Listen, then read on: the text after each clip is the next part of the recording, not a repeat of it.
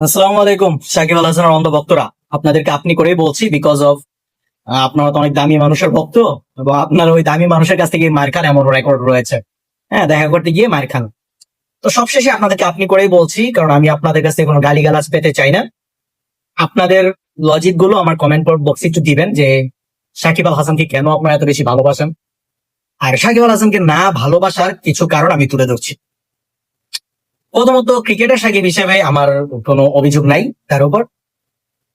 আর ব্যক্তি সাকিব হিসেবে অনেক অভিযোগ রয়েছে। ফার্স্ট অফ অল, দেশে যখন আওয়ামী লীগ ছিল, শেখ হাসিনা ছিল, তখন কিন্তু আপনাদের প্রিয় সাকিব আল হাসান ও যে জুয়ার, হ্যাঁ ও যে আপনার জুয়ার ব্র্যান্ড অ্যাম্বাসাডর, ও জুয়া তো হারাম কাজ।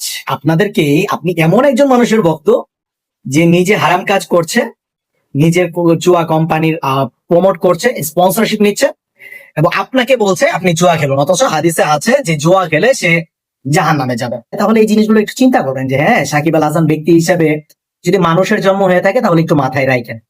দ্বিতীয়ত কথা হচ্ছে আপনার ওই যে জুয়া, ইসলাম যেটাকে হারাম বলে, আপনি সাকিবের ভক্ত হিসাবে আপনি সাকিবের 7 খুন মাফ করে দিচ্ছেন। আপনার জন্মটা কোন ডাস্টবিনে না কোন ভালো জায়গায়, আপনি আপনার ব্রেনকে একটু জিজ্ঞেস করেন। ডিরেক্ট একটা জিনিস তো আপনারা খুব ভালো জানেন যে ফিক্সিং এর ব্যাপারে একজনের সাথে দেখা করেছিলেন সাকিব আল হাসান, যার পরে 2 বছরের জন্য নিষিদ্ধ হয়েছিলেন। তো এখন কথা হচ্ছে, আপনারা অনেকে বলতে পারেন যে সাকিব তো ফিক্সিং করে নাই, এরকম প্রমাণ হয় নাই। ফিক্সিং করে নাই, কিন্তু তার সাথে দেখা করেছে, ইচ্ছে ছিল, হয়তো বা বনিবানা হয়নি। হ্যাঁ, এটা তো আর আপনি পজিটিভলি নিবেন না। এবং আইসিসি তাকে নিষিদ্ধ করেছে, তার মানে কি বনিবানা হয় নাই, ফিক্সিং এর ব্যাপারে আলোচনা করেছে, তবে কোনো এক কারণে হয়নি, কিন্তু ও গিয়েছিল, তার মানে কি ওর ইচ্ছা ছিল। হ্যাঁ, বক্ত দেখা করতে গেছে দেখে। এরকম নির্লজ্জ আপনারা, হ্যাঁ আপনারা এত নির্লজ্জ, ছোট লোক, বেহায়া ভাই, কল্পনার বাইরে। আপনার এতটা ছোট লোক, এটা ভাই কল্পনার বাইরে ভাই। হ্যাঁ, হাস্যকর যে আপনার এত ছোট লোক। তো সাকিবের আমি সব থেকে বড় বড় 3টা জিনিস তুলে, আরো অনেক বিষয় আছে, তো ওগুলা বাদই দিলাম। ওগুলা আপনার শেখ হাসিনা যাবার পর ঘটনা, শেখ হাসিনা থাকা কালীন সময়ের ঘটনাগুলো বললাম। শেখ হাসিনা দেশে থাকা অবস্থাতে ছিল, ইভেন শেখ হাসিনা তখন গদিতেও ছিল। ও যে জুয়া প্রমোট করেছে, জুয়ার কোম্পানিকে, এটাও তো প্রমাণিত।